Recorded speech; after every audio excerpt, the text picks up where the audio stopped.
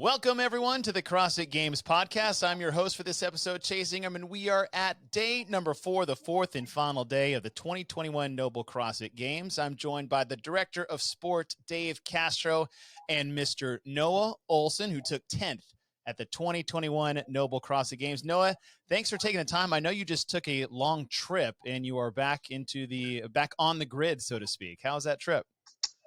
Yeah, man. Thank you guys for having me. I'm honored to be chatting with you two fine gentlemen. I did just get back from a 10-day vacation in a van with my fiance. We were driving around the Pacific Northwest and we had a great time. We're in the off season, you know? All right. That sounds very nice. Do that while you're young and no kids. Did you go see Mount Hood or Mount Rainier or any of that stuff? Yeah, we did Mount Rainier, Olympic National Park, kind of went down the coast, saw some beaches, went through Portland, but mostly spent some time in the mountains, which was really cool. We don't have many of those in Miami. Or any.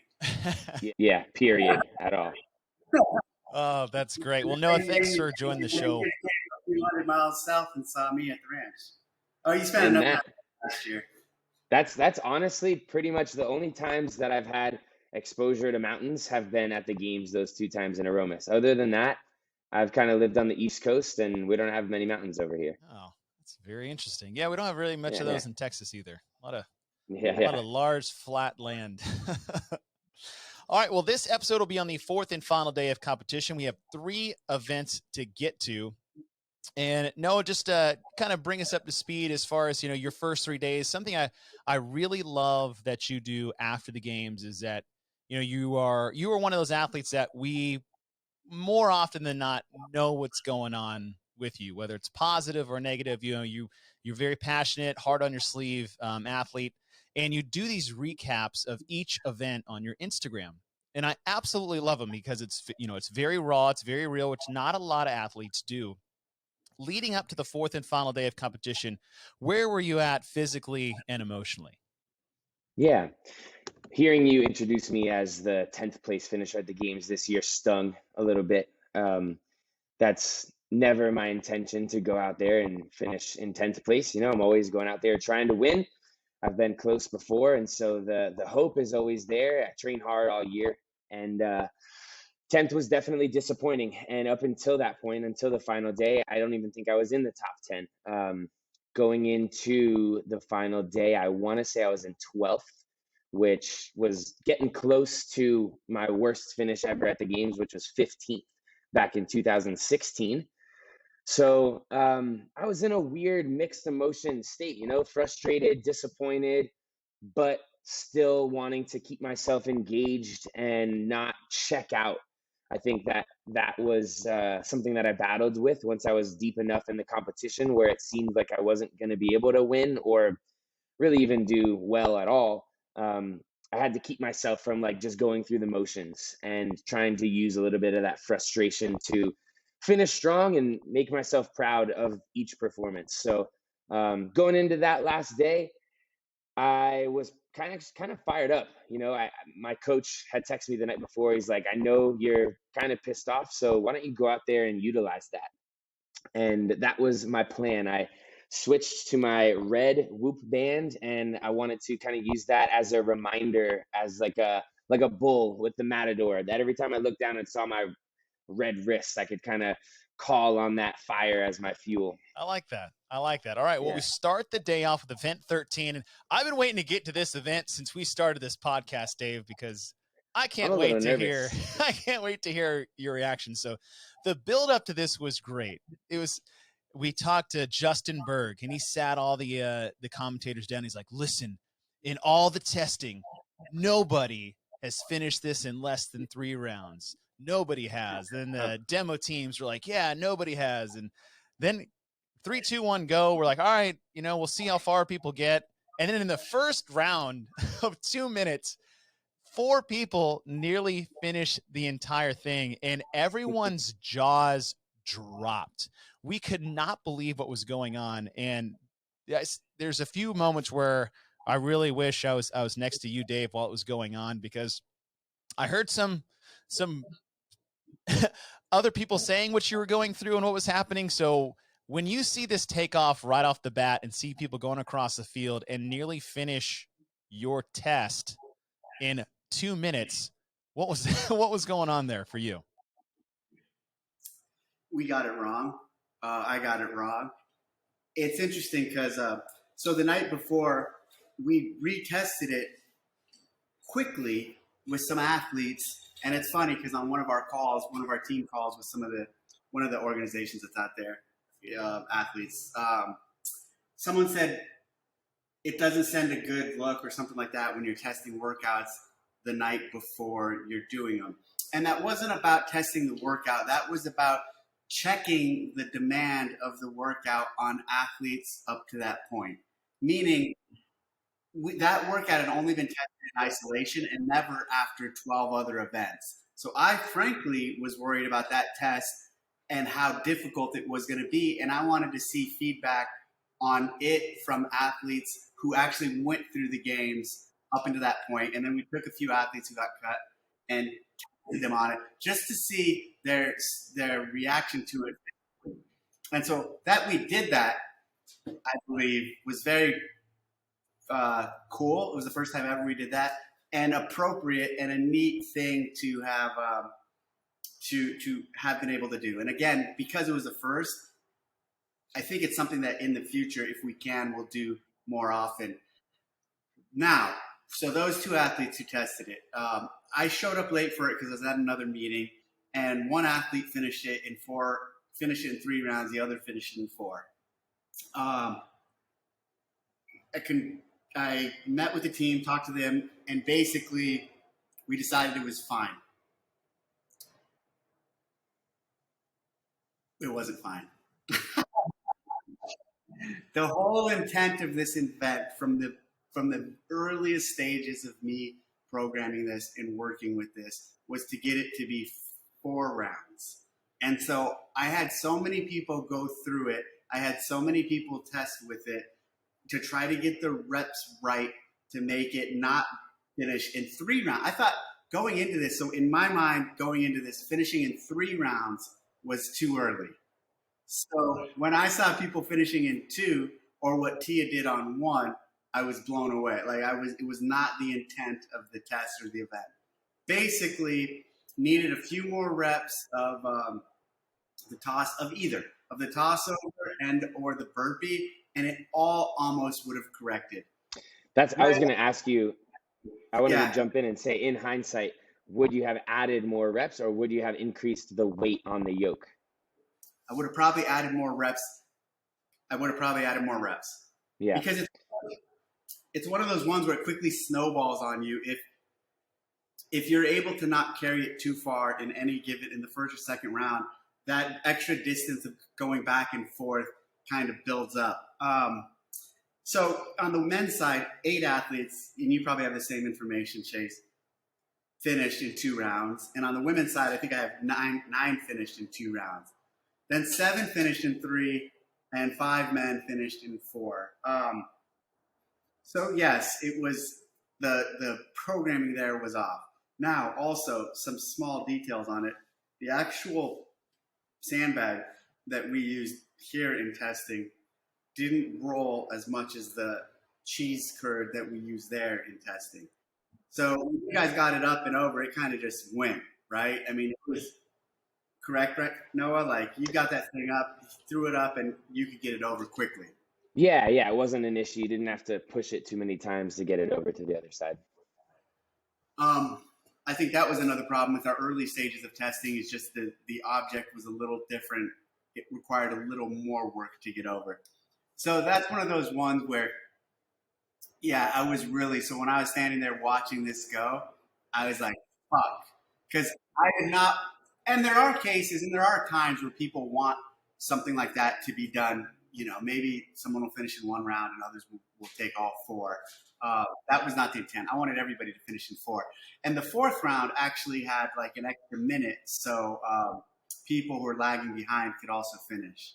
Well, this was a kind of a retake on your 2-2-2-3 interval that was in 2017. Yes. The 2017. Yes.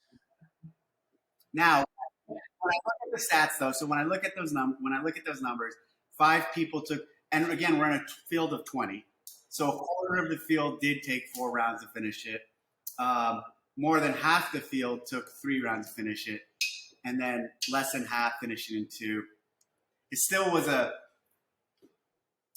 worked out, but not to how I wanted to see it go down. I was not happy with that. I don't know if I've ever seen that happen. I mean, it's bound to happen, right? It's been 15 years, Dave. Yes, it's okay if you get one that the athletes get you back on out of their 170 events. But what has happened in the past is I've seen it the other direction. I think back to the Fibonacci final, the first time it was programmed, that Julian Alcaraz absolutely dusted it in your testing, and then it crushed everybody at the games. I haven't seen it the other way like this, so that was interesting. Well, the other cool thing is too is like you think about it and like, yeah, again, our testers oftentimes aren't the people qualified for the games that year. You know what I mean? So now you have people testing them, and we tested this one so many times. This was probably the most tested event of the season, of the games for this year, and that's just another point to it. Like the athletes just came in and absolutely destroyed it, and did it much faster than any of us expected, obviously. Yeah, I think from my perspective, I was in the middle of it, a little pleasantly surprised, I guess I would say. So my experience with the 2-2-2-3 intervals back in the day, that was one of my least favorite events to reflect on, because I got to muscular failure on the rope climbs and kind of was just sitting there staring at the rope, and that could have been my chance at my first ever podium back then. So that one's tough. And in my mind, I didn't want to let that play into the way that I approached this workout, even though the structure was so similar. But again, it just gave me that framing that, okay, the intention of this is that everybody is going to finish in the 4th round. Maybe if somebody gets crazy lucky, they finish in the 3rd round. But I don't think anybody even considered the possibility, myself included, that I would pick up the yoke, and as I'm walking down the field, I start kind of eating up field, and I'm getting closer and closer to the finish line, and like confused, like, wait a second, am I about to maybe finish this?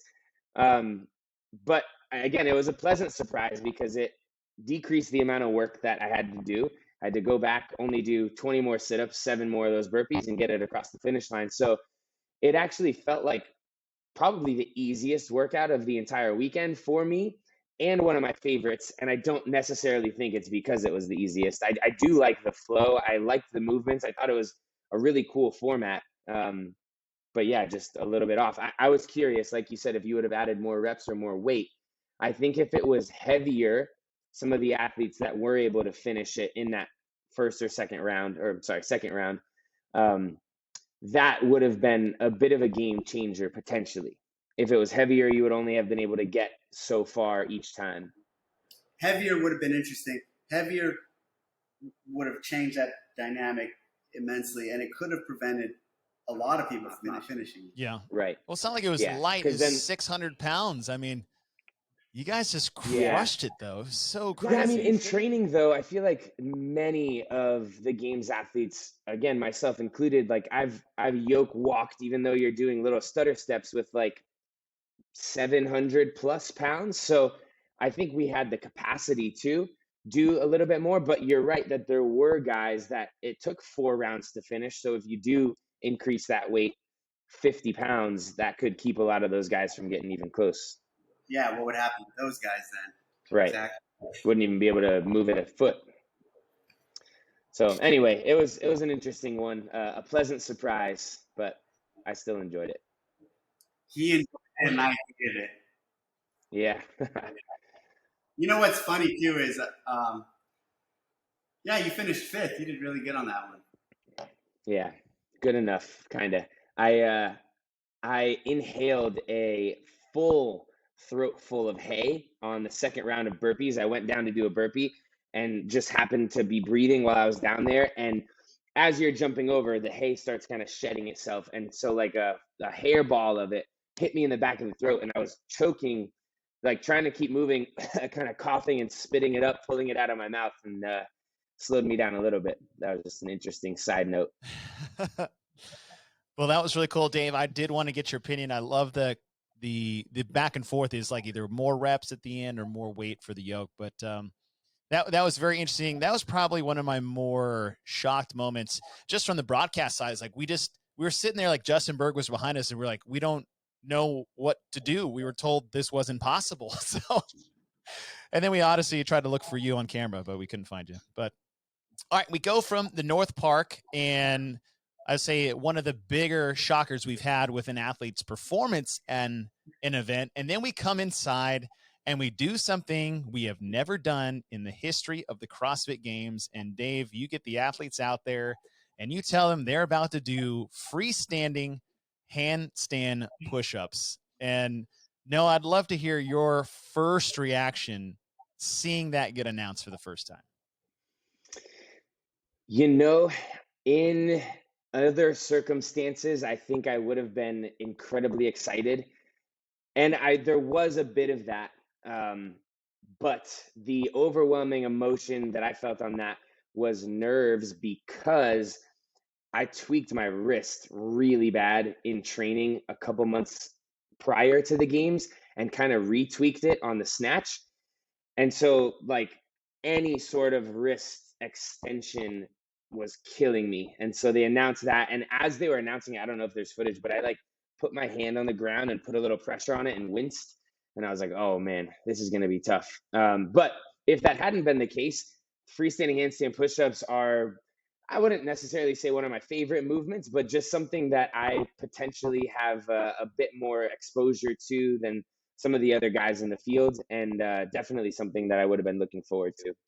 Dave, for you is why freestanding and then why now? Well, a couple reasons. Especially at the games, athletes have been critical of us. I've heard it, I've listened, of not advancing the handstand further, or gymnastics movements in general.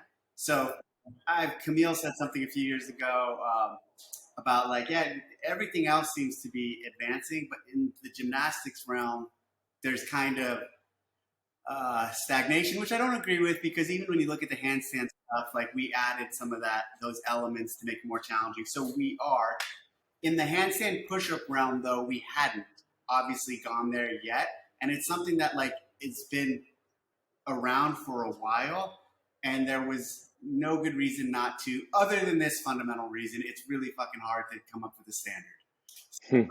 Yeah, for sure. For that reason, we hadn't. Now, let me go back early in the programming process. It was one of the first workouts I put down on the board. Yeah, but as this, I wrote down Diane, 21-15-9, deadlift, handstand push-up, and then next to it I put heavy on the deadlift, and then I put freestanding on the handstand push-up. So on my board for months was 21-15-9, deadlift and handstand push-up, freestanding handstand push-up. Obviously, the 21-15-9 would get heavily tweaked. And when we first started playing with it, I had told our team that we were going to do this. Everyone was excited about it. We were here one day in testing with Scuds and that little crew, and I had to, we were going to test a version of it. And so we started playing around with the handstand push-up, and it's really hard to judge if you just stand in one place. Like, what's lockout? What's a complete rep? You can be soft. People are soft at the top. People stumble. So we were like, how do we solve this? Actually, we went over to the pull-up bar, and we said, okay, do some to the low pull-up bar. Actually, kick the pull-up bar. We did that. That was awkward. And I don't even know how or why, but I was sitting there, and I was like, well, what if you kick up and you walk and then you come down? And then you kick up and you walk and you come down. And she's like, let me try. And she's really good at gymnastic stuff, obviously, as you know, Noah. So she kicked up and she got to a place of like lockout, and she took 2 steps forward and came down. Kicked up. I actually had her do 4 or 5 reps, and then I marked the floor with some lines, and I filmed the video and I sent it to Boz, and I'm like, what do you think? Like, yeah, that looks really good. And I'm like, okay, cool, there's something here. Now let me even back up to, by that point too, at this stage, I told you early on I had wrote the workout down as 21-15-9. So the Echo Bike workout, 21-15-9, had came much later, but now was in a place of like, all right, this is staying. And I don't like repeating, like I didn't want to have two 21:59s. So Friday night we had a 21:59, a Sunday night we had a 21:59. I was like, well, what can I do different? I could reverse them. And then I was like, all right, so I'm going to reverse the reps. And we're going to go 9, 15, 21. And then I was like, all right, well, let me play with a different rep scheme so it's not exactly the same. And then so I came up with, I don't even think it was this rep scheme, but a different rep scheme. And then through that testing where I was watching her do it, that's how we ended up on the numbers that we did, the 6, 10, 14. David just finished talking about how they landed on the rep scheme for event number 14. And then right when he did, his power went out at the ranch. So we had to take a little break by the power of radio. We've time warped Danielle Brandon back into the mix. So she is now along with Noah Ohlsen, myself, and Dave Castro. So we are picking up on, we've just established the rep scheme with the testing through Allison Scuds. And Dave, once you have your rep scheme, how did you land on, what was the process of getting the deadlift weight dialed in? Well, here's something that's really cool. This is the video, like when we first figured out the standard, and I sent this to Boz, and I'm like, hey, and you can see the chalk marks on the ground. I'm like, how about this? What if you kick up, take a couple steps down, kick down, and like a few mere minutes before this, she had just learned it. And you see how well she did with it. And so I sent that video to Boz, and he's like, yeah, I love it. Let's look into that. And then so we started to explore it and pick it apart. The deadlift weight was easy. Like for some reason, the 405, it was going to be 405. And then figuring out the women's weight from there. So what did we end up with, 275? Yeah, 75, 85. Yeah, there wasn't. I thought this is where I wanted to go with it, 405 and 305. And I totally way over programmed. And so then I talked with our ladies here who helped us test, and they're like, hey, that's way too heavy. Scuds is like I might be able to do 1 or 2. And then everyone else was like, yeah, that's too heavy. So we ended up bringing it down to 275, which was still heavy, right? So I was surprised at how I thought more people would finish it, like maybe at least 10 in each gender or half, let's say 50%. Although I don't think it was still appropriate that only a few finished it from each. I was still okay with that, but I did expect more people to finish it than what did. But I think it was really cool. I was really happy with it overall. It was a highlight for me. Laying out the floor like that, it was really cool to see that go down. Kind of chaotic. There's some things we can prove on with it in the future, but I'm excited about it. I would have to imagine that less people finished than you maybe would have imagined because of the adaptation to that standard and that distance. We had 20, 30 minutes to try to figure that out. Whereas I'm sure the people that you had tested maybe had done it multiple times, different days, and were able to finish it. I think that that's a skill that if you're given the exact measurements of where the lines are and you practice that over and over, you'd be able to get it down. But I was saying to Chase before, I feel like I'm pretty good at freestanding handstand push-ups in general in a static position, but having to figure it out in the back, taking that step with the right hand, step with the left hand, like that threw me off big time. And I feel like I didn't really have it figured out before I had to take the floor. I do agree, but I still, you know how we are, like there was some discussion of, hey, let's release this standard early so everyone can practice. But that one was such like a gold mine to hold on to for an announcement at the event. That's why we held that one back, because just for the theatrics of it, essentially, and really the test, like adapting quickly. Right. I'm glad you did. Yeah. No, but I agree with you too. Danielle, when obviously you crushed the handstand push-up obstacle course. How were these handstand push-ups for you in this event? Hold on. I want to show you another video. This is another standard we were testing. So I was like, what if we kick to a bar? Oh, yeah. Oh, my God. Build a false floor and kick to an actual bar. Oh, jeez. Yeah, exactly. That's the kind of weird shit that happens. I'm really glad that's not the standard you landed on. Yeah, I was like, no, that's not a good idea, Dave. And I was like, this is brilliant. And they're like, no. I don't hate it. They're perfect. I don't hate it, but that'd be so hard with the different heights and everything. Exactly. It's too much. Danielle, how were the handstand push-ups for you? They were good. I think I was the only person to do them all unbroken. Oh, wow. Did you? Wow, that's impressive. Yeah. And it's hilarious. I mean, that workout was announced, and you announced it on the floor, and everyone was like, "Oh my gosh, like freestanding handstand push-ups," and I was like, "Holy shit, 275 is like my 1 rep max deadlift." So I was like so sad. Like I went back, and Justin's like, "We knew they would have deadlifts." I mean, like last year or in October, November, when I moved to Las Vegas, one of the first workouts I did with Carrie was that regionals workout with deadlifts at, I want to say it was 275, running, and GHDs. Oh, it was like that gnarly. It was like on the Assault Runner. Yes. GHD's deadlift. 7 deadlifts each round.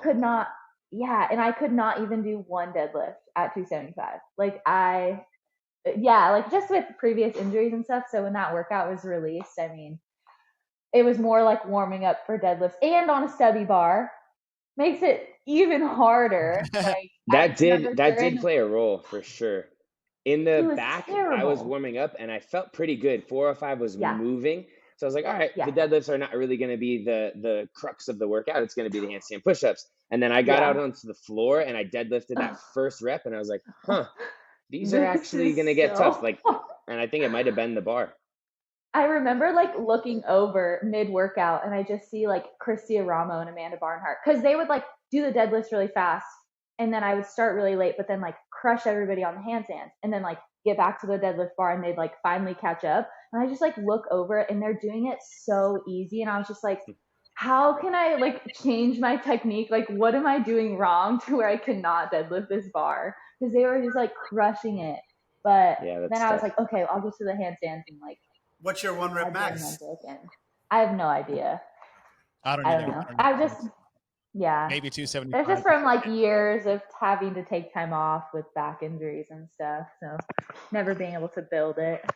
Well, sorry, go ahead, Chase. Well, I did want to actually, I love that you guys brought up the stuff about the bar changing things, because we said it on the broadcast and we got a lot of feedback of people not really understanding what that is or why that is a thing. But it really is different when you are using that, especially with higher weighted dynamic lifts with cleans and snatches, but deadlifts too, because the one thing you get for a deadlift is you get a little bar bend almost as a little acceleration into the movement, but that short bar completely deadens the movement. And I mean, you guys said it, like it had a massive impact on your event. Definitely. Yeah, for sure. You don't get that whip from the bar. It's a little more compact. The weights are tighter to your body. It just makes it feel more like a brick.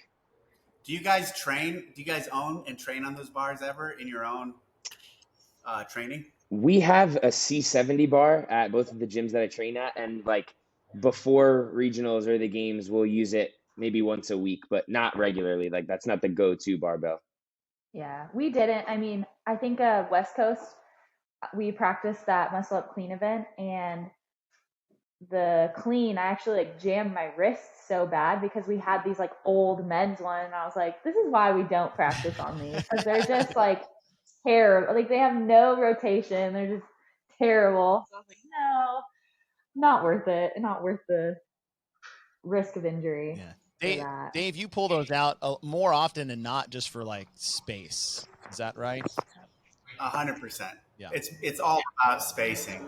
And like back in the day, before we decided to create and use bars like that, we would rotate people so they'd be like lengthwise in their lanes or sideways in their lanes, 7-foot bar, or not 7-foot, whatever it is, because you can't have them all facing the same direction. But having them all face the same direction is important so they can look left and right and actually race and position off each other. I think this event went off about as good as you could have hoped for by being such I would say a gamble of a movement with a freestanding handstand push-up, because, you know, there's always that fine line between a unique test and a gimmicky test. And until you really see it unfold with a field of 20 and 20, it's kind of a 50-50 shot, especially with that movement you came in. How did you feel it unfolded overall after you saw it take place? Well, what I was really surprised about afterwards, a lot of athletes, which you're usually not, were like, okay, that was a pretty cool way of a cool standard. Cool. And most of the time they're shitting on fucking everything. Yeah. No. Not Noah, because he's a fine guy. But yes, so I was really surprised at how accepting and understanding of the movement and the standard a majority of the athletes were. And again, though, but I knew, like, I believed in it, and I didn't like. Let me say this. Let's say I just heard them shit talking it at the end of the day or after the event. I still would have known that it was the right standard and the right way to have done it. So I was happy with it because, like, you know, I was looking at some of those videos I was just showing you. I looked at the first video I sent him, which I did not show you guys, and it was her just doing them in place. And it was like, yeah, freestanding handstand push-ups in place are really hard to judge. To judge the lockout, to judge, should we judge a pause? Like, there's a lot to take into consideration. So this was, I believe, the best way to have done it. I really love the standard that you guys made. That was the biggest question when I saw that this was going to be an event coming into the games was, okay, there's a way that we can make this a good test, and then there's a way we can make this look absolutely ridiculous, right? And it's like, what we don't want to do is make this look like, I would say, I don't know, like ring handstand push-ups in 2016. Yeah, that was a shit show. And so that standard, I think, really took some of the gimmickiness out of it, because if they were standing in place, the reps would look like crap and everybody would look different. But what the lines did is it made it almost 3 different gymnastics movements. You had the static hold that you need to stabilize. You had handstand walks, and you had the handstand push-up. So I felt like it surprised a lot of people because they were just thinking handstand push-ups, not isometric holds overhead, inverted, and handstand walks all rolled into one. So I thought it was a very cool, almost like a 3-part movement for gymnastics. Genius.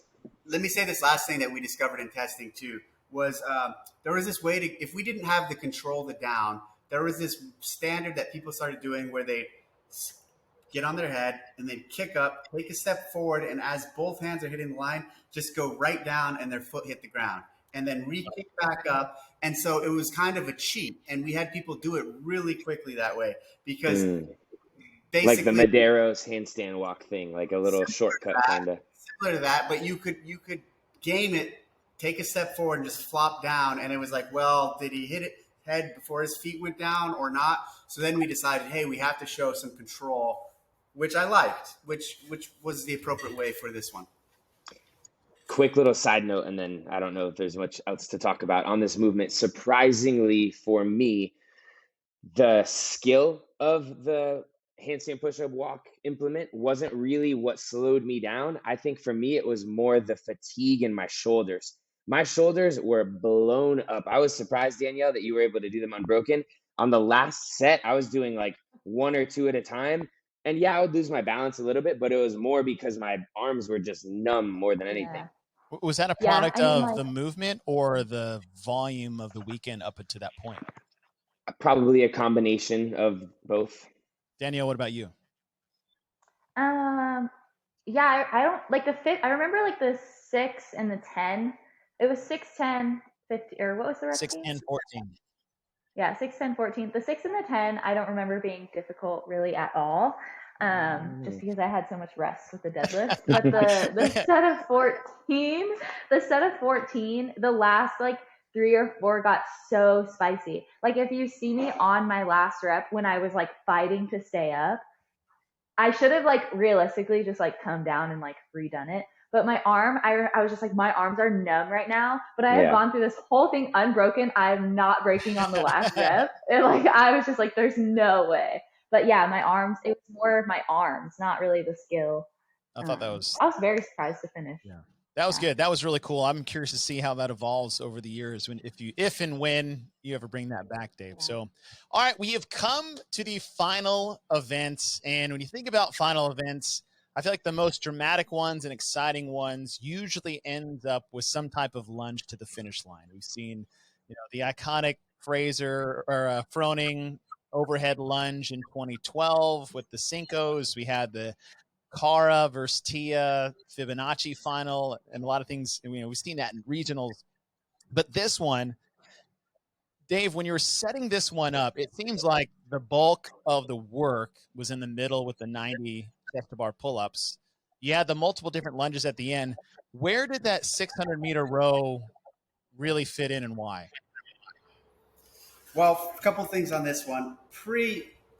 This was another one. Remember how I talked about with the snatch, and I went to semifinals, and I was like, "Fuck, everyone's snatching." Oh, yeah. Well, this one, early on, I knew I wanted to have to end for the reasons you just stated with the lunge of some sort. But then I went to semifinals, or I watched them, and I'm like, "Fuck, everyone's ending with a fucking lunge." and I'm like, "Damn, should I change it?" And it was kind of like, "No, stay to your plan, stay true to it. It's fine. It'll still be good."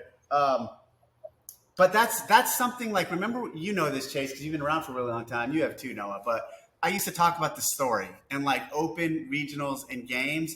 And like when we used to program the whole thing, I wouldn't have programmed a walking lunge to end a regional because I knew I was saving that for the games. And so that's how everything would talk to each other. So this year there was that wall of like, hey, so we're not programming the middle stage, the semifinals. So this cohesive storyline I can't necessarily hit. That's interesting. So when I think about that one, that's what I first think about was the fact that semifinals ended with some of them did with with lunges of some sort. Really, the row was just to be annoying. It's always a trap to try to get who's going to go really fast. No one at this stage. In the old days, people would bite on that trap. Nowadays, people are smarter than that. And then the pull-ups. Go ahead. No, I still get tricked into it every now and again. The first event of the Aromas Games. Yeah, I was like, I think because it was the first event, that 1,500 meters, I went out probably a little hotter than I should, and it came back to get me. You will never catch me going too hot out on a row. Never. Smart. And then the 90 pull-ups was just for that to like, well, why did it end up at that number was because of the section of build, basically going back and forth with rigs on rig layout and how we do something like this. We ended up with a 6-section rig, and I was like, well, 15's on each, and then so total of 9. I like that, and that's kind of how that developed. But that developed after knew it was going to have a lunge, what was going to happen there, and then playing around with the lunge. Was it going to be just an overhead walking lunge all the way across? Which that was one thought, and something we've done stuff like that before. Was going to be an odd object, was going to be dumbbells, heavy, light. So we played around with a bunch of variants, and then I ended up settling on this interesting 3 different piece lunge. One question I have for both of you guys, in testing with a lot of the athletes we did, they seem to say, a majority of them, that the front rack was like the hardest because it was just collapsing your chest, maybe even harder than the overhead. What do you guys feel about that? Yeah. Ladies first. I think front rack is always just the hardest.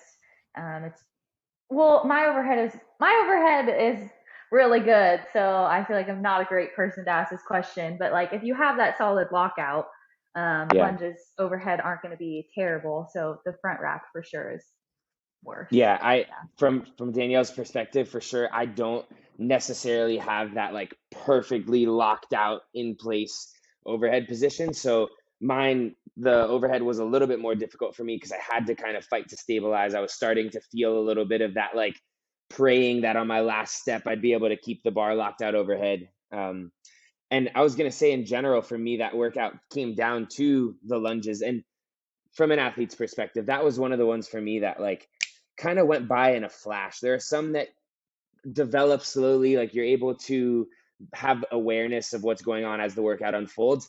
That was one that started kind of slow, but then all of a sudden we were like at that final lunge bar, especially that lunge section just happened really quickly. And yeah, that was, I think, where the workout was won or lost, was more on the lunges than any of the first 2 movements. See, for me, like totally opposite. I knew the chest to bar 90s quite a bit of volume for me, just where I was at. With my injuries, with my shoulder, I knew 90. I was like, I just hope I'm not last off the pull-up bar. Luckily, I don't think I was, but I thought it was a pull-up workout for me more so than a lunge workout.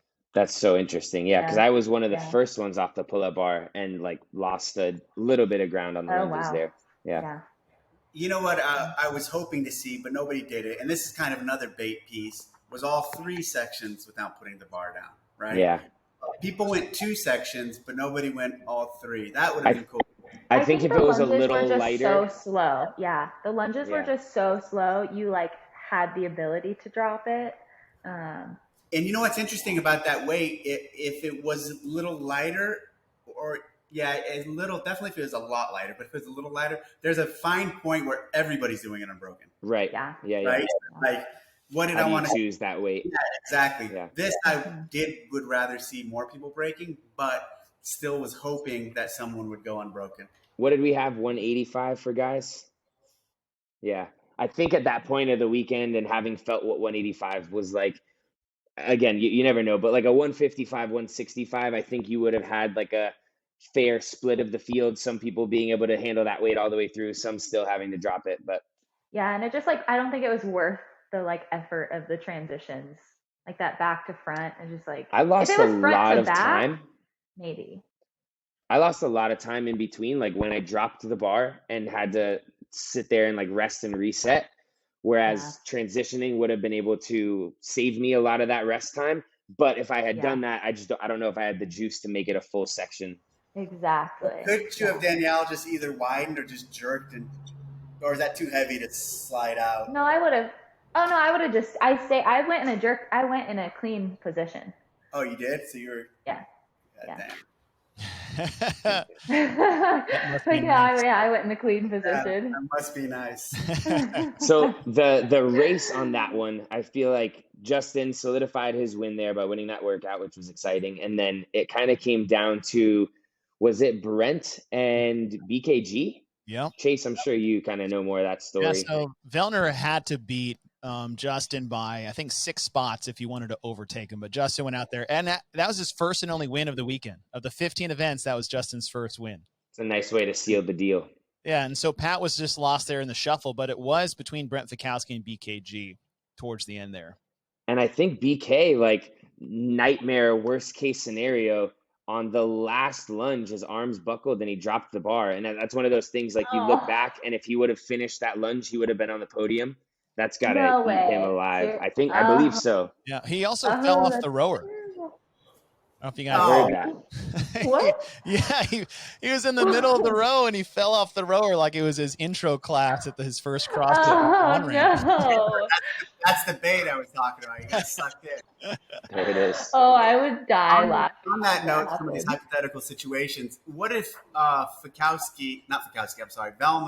would have been like top 10 in the very first workout? How would that have changed? Yeah. Vellner would have won. Vellner got 35th, and he got 12 points. Oh, man. 12 points in event number 1. He was only How down much did Justin beat him by? He ended up beating him by, I think, more because Vellner really kind of just sold it. Because Vellner had to beat him by 7 reps. So he beat him by a substantial margin. Once he got into it, looks like 70. But going in, it was only 30. And if Vellner just got, honestly, if he had gotten like 20th in the swim, he would have been leading going into the finals. Does he always do that at the water events? Yeah. Yes. And now, well, he said too, like he got better at swimming, but the kayak killed him. So it was actually the kayak that crushed him. So yeah, 34th place finish in event number 1. You're so happy, Dave. If he had just gotten 20th, he would have been leading going into the finals. So that's amazing. That's cool.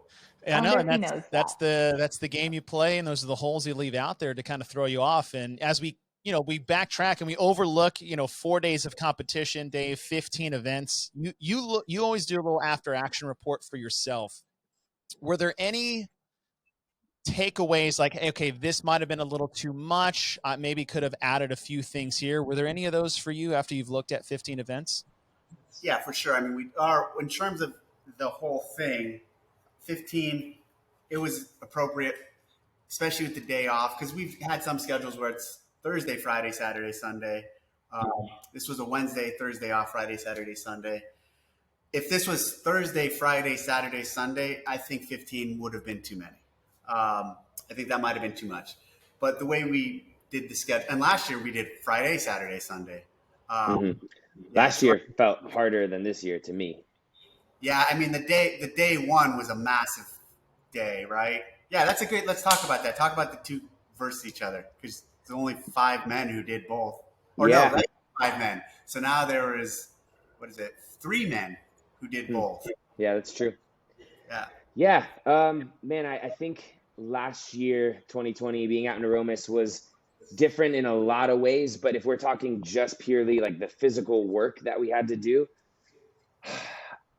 I was much more like exhausted and wrecked by the end of that 3-day weekend than I was after 4 days of competing this year.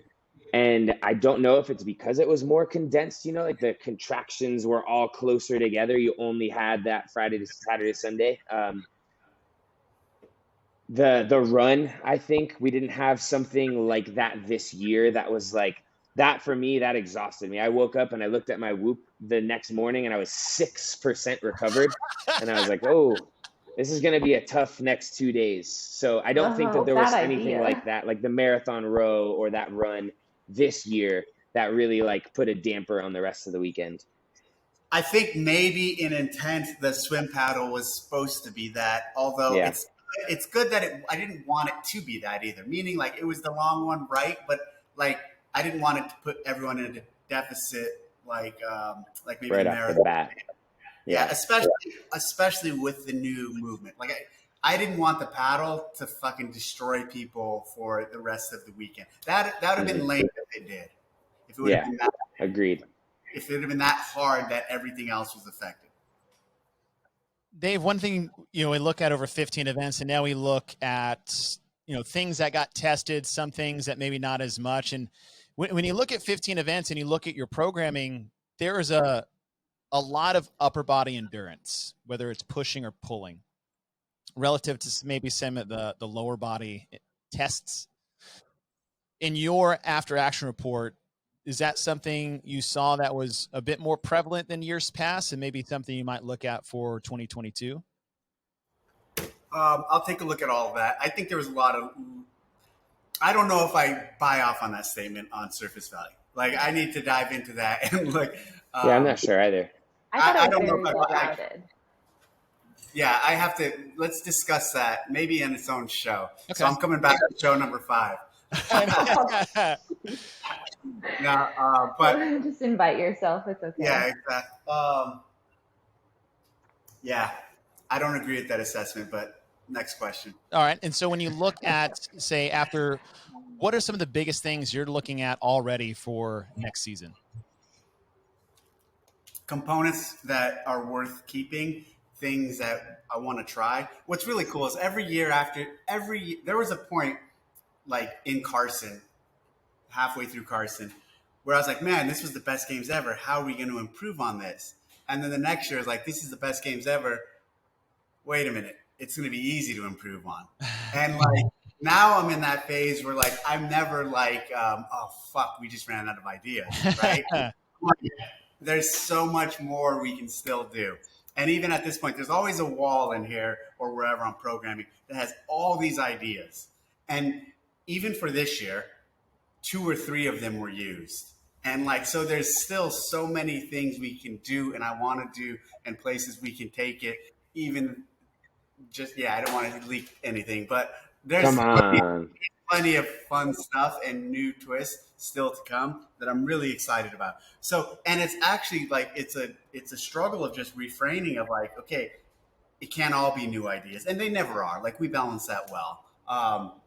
But there's plenty of things floating for 2022. And that was going to be my question is that, you've been doing this for 15 years. You've programmed over, I think the math is somewhere close to like 180, near 200 events just for the games alone. And that's not to mention regionals and open. So I say overall tests you've programmed is nearing 300 plus. How does it keep evolving and how do you keep it fun year after year? It's evolving. It's evolving naturally, and it's evolving through making it a better experience for the athletes, for making it a better experience for the fans, for making it a better spectacle and show. So those are the things I do to keep evolving it, but also it evolves as the athletes evolve. That's the biggest thing from like what we programmed in 2007, 8, and 9 compared to what we program now is the evolution of where the athletes are taking it and what they're able to do and what they're able, like back in the day, we do, well, in 2009, we had 5 workouts on day one. So that day doesn't count. But for the most part, we do a few workouts a day. And then you just see like how guys were training, especially Froning at the time, and how much volume and how often and how much they can handle. And that kind of laid the foundation. And then Fraser, these guys are just training all day. Tia now, and Noah, you do it too. I mean, all of you do. That's the thing. You guys all train so much. And so it opens even the door of possibility for how much we can do in one day because they're so fit. And then when you look at an individual workout, what they're capable of doing now, especially you see that the easiest place to see that is on the loading, right? Because everyone's getting so much stronger. There'll be a ceiling, and then there'll be a point where the weight, and it's getting there, where that weight increase is going to start slowing down. Do you guys remember back in the day, there were a couple workouts. I think this one was called King Kong. That was like 3 rounds of 1 muscle up, a clean at 250. Or no, it was a deadlift at 450. Yeah. Do you know exactly what it was? 2 cleans at 250. It was 1 deadlift at 450. I think 2 cleans, like 3 ring muscle ups and 4 handstand push-ups. Yeah, but that's just like, that was a crazy workout back then that like a percentage of people could do, and now that workout's laughable to any games athlete. I got a great story on that one. So Josh Everett was going to do it at a seminar in Marina at lunch. He was a seminar instructor, and he set everything up, and he set the bar up with 450. And I was there with Greg Glassman and Sevon and a few other people. Greg was going to speak at lunch, and I'm in jeans, and I walk over to that bar, and I go, I wonder if I can deadlift 450 cold. Yikes. And I bend down, I just grab the bar, and I step back, and I look around, and I step forward, and I fucking deadlifted it. I PR'd my deadlift completely cold in jeans, 450. I looked around and like, where's the camera? And got a camera, and then I put the ball. That's actually really impressive. Well, that's the second.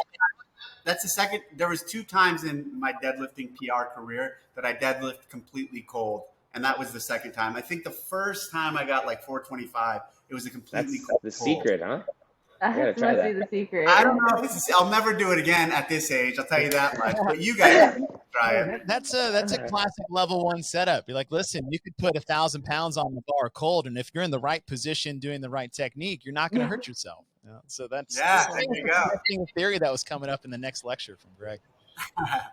David, it's funny. I think they actually have the video of Josh doing King Kong in that. You guys, if you want to see that, I think you just go to YouTube and just click Josh Everett King Kong, and he does it in less than 2 minutes or something something insane.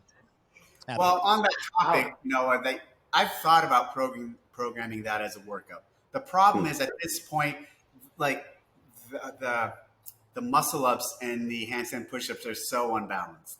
Yeah, like that whole workout would just be too fast. If it was like maybe 10 rounds. Even then, yeah, but then that might be too, maybe. It has to be reprogrammed. It's not appropriate. Basically. AMRAP, 7 minutes.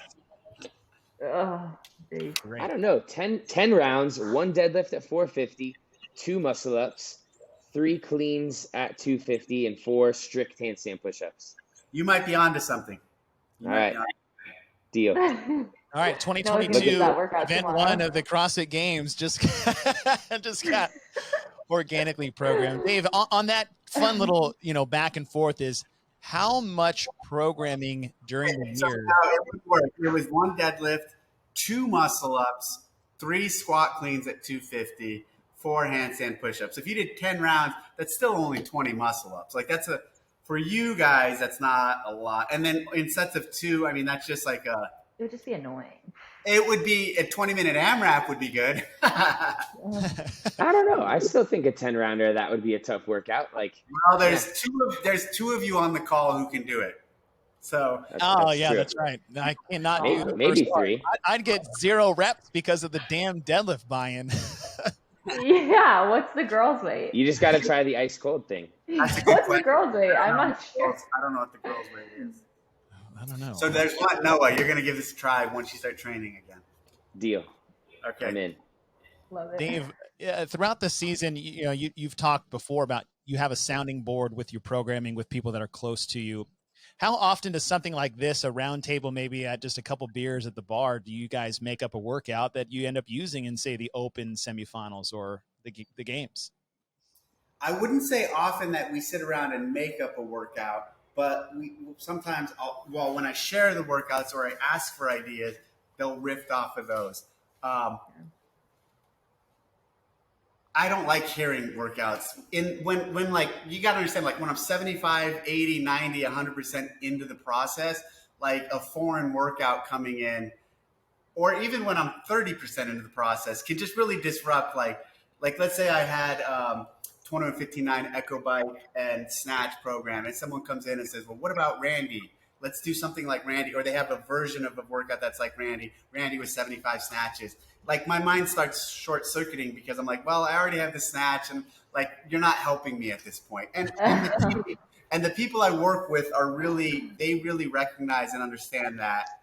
And so they don't really come with full workouts, but they'll come with ideas or riff off of when I present. There's multiple stages throughout the year where there's people I'm talking to about some of the things. Justin, I'm just going to start sending you workouts to try to overwhelm you. This is a good idea. Instagram, I instantly don't read them, disregard. If I'll get these long DMs, he's gonna block me. And I'll read the first. I'll get this long DM. I'll look at it and I'll say, "I have this great workout." I swipe. No. See ya. I love it. All right, Dave. As we close out the 2021 season, what is you don't have to give it away, but what is one of the more exciting things you have getting set for 2022? Is it more in the Open, quarterfinals, or CrossFit Games? Open, there'll be some the games for sure. So I'm excited about those two stages because those two stages are like where I have I'm going to have creative control. Their semifinals are going to be great, and we're going to partner with some amazing event organizers. But I'm really excited about some of the things that are bigger than that we're going to try to do. And so I am excited about the Open and the games, but the sport, we're going to take the sport and the direction of it's bigger than just the games, right? There's the CrossFit Games, there's the games season, but there's also the sport of CrossFit. And so I'm excited about elevating the sport of CrossFit, which includes off-season events, which includes opportunities for athletes that are lower than these guys but still want to compete, which includes opportunities for athletes that are lower than you and still want to compete. So growing the sport and growing the ecosystem much larger than and that's the big distinction here. There's the CrossFit Games, March through August, that season. And then there's the sport and where we can go with all of that. So that's some of the things that are exciting me for not only next year, because you might not see a lot of it next year, a lot of the vision, a lot of the ideas that we as a team are creating, but over the course of the next 2 to 3 years. That's awesome. Speaking of getting ready for the games, Madison 2022, after that, unknown. So are we going to move? What's the deal there? We are in the process of looking at new locations. I just had a call with the mayor of Miami. He's a cool dude, Noah. Francis, I love that guy. He used to train at Peak with us for a long time. Yeah, he said he met me when I went in and saw you years ago. Oh, so, I actually do remember that. Yeah. Cool. That's one location. There's a handful of locations that are bidding on hosting the games, and that process is and including Madison. So there's a chance it could go back to Madison, but we're going to do our due diligence and look at all these different locations and see what makes sense and see where we could potentially pull it off. What's the biggest draw for a host site? What do they need to have? Well, for me, it's all about the venue and the infrastructure and the facilities and what we can do. I'm a purist in this. I care so much about the test. The facility and the venue and the surrounding area has to be ideal for the test of fitness, for finding the fittest man and finding the fittest woman alive. And we could be the best city in the world, but if you have shit facilities or not ideal areas for us to host this event, we couldn't go there. All right. Well, Dave, thank Miami, you baby. for man, there you heard it first. It's happening in Miami. Look, Dave, thanks for taking the time. Thanks for giving us a little peek behind the curtain, how the programming unfolded and became what it was to complete the test that was the 2022 or 2021 CrossFit Games. Danielle, thanks for joining us and giving us an insight for your overall experience. How was the 2021 Games for you? It was different than most, but I'm excited for next year. Noah? No. Same. It was not my favorite, not my least favorite, and I'm looking forward to moving on. More on performance or programming? Yeah, that's just a personal thing. The way that I would like to not be quarantined next year. That's probably for the best. Dave, your overall experience for 2021 from start to finish, open, quarters, semis, games. How was your 21 season? Oh, it's great. I've talked enough. Let these two talk. What about yours, Dave? Yeah, we can wrap it up. 2022 coming up. What's next on the schedule for you, Danielle? Rogue. What date is that? October 27th? Yeah, Halloween weekend. So are we going to dress up for Sunday? Spooky season. You know, that's a really good idea. That's a great idea. Depends on the hair color that we decide to roll with that weekend. It does. It depends. No, what about you? Half orange, half black. I am in the process of deciding whether or not I'll be ready for Rogue. I've got a little shoulder and wrist tweak that I've been dealing with for most of the last season. So finally taking some time to get those healthy. If not Rogue, then Wodapalooza. Oh, yes.